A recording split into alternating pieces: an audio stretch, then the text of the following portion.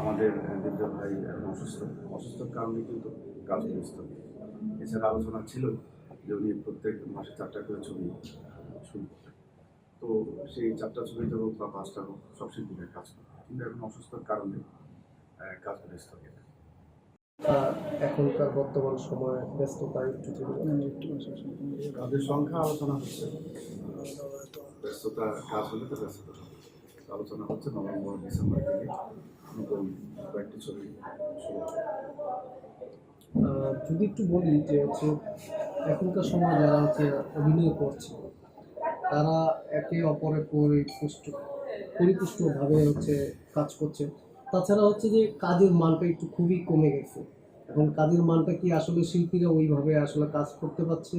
আপনি কি মনে করছেন? শিল্পীরা বিগত কাজ ছিল না, ওদেরকে খুব একটা কাজ দেওয়া হয়নি। তো এখন আমি বা আমরা আশা করব যে নতুন করে কাজ শুরু হবে। কিন্তু আপনাদের শিল্পী সমিতির যে আগের যিনি কমিটি, যিনি হচ্ছে সেক্রেটারি ছিলেন, তিনি কথা দিয়েছিল যে হচ্ছে উনি নিজে প্রডিউস করবেন এবং হচ্ছে প্রযোজক নিয়ে আসবে, এসে হচ্ছে প্রডিউসার দিয়ে হচ্ছে উনি কাজ করবেন। কিন্তু এতে করে আপনারা কোনো কাজ পেয়েছেন কি না? না, বিগত সরকারের কাজ পাইনি সত্যি কথা যেটা।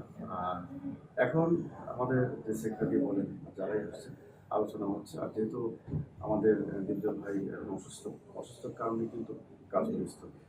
এছাড়া আলোচনা ছিল যে উনি প্রত্যেক মাসে 4টা করে ছবি শুরু করবেন।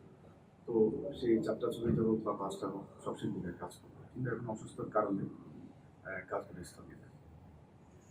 মেহেদী ভাই, আপনার কাছে আমার একটা বিষয় জানার ছিল, সেটা হচ্ছে আপনি এত সিনেমা কম করার কারণটা কি? হুট করে আসলে কয়েক বছর ধরে সিনেমা করার কারণটা কি কম করার?